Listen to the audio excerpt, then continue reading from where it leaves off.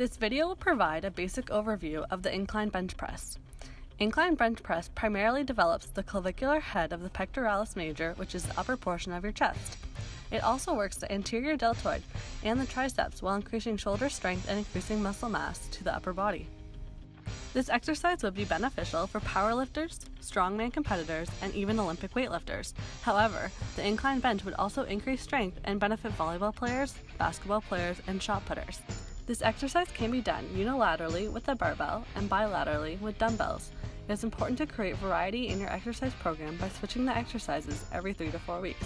This can be done by changing the joint angles by completing different variations, such as the regular bench press and decline bench press, which both target slightly different muscle groups. For safety, it is important to always have a spotter as you are completing an overhead lift. The spotter should stand behind the bar for the unilateral lift, with their hands gently holding underneath the bar. For the bilateral lift, the spotter should be behind the athlete with their hands either guiding their wrists or gently holding onto the athlete's elbows.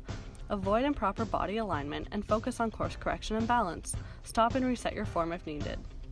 The equipment that you will need for this lift is a weight bench, barbells, dumbbells, a rack to hold your barbell, weights, and appropriate gym clothing and footwear.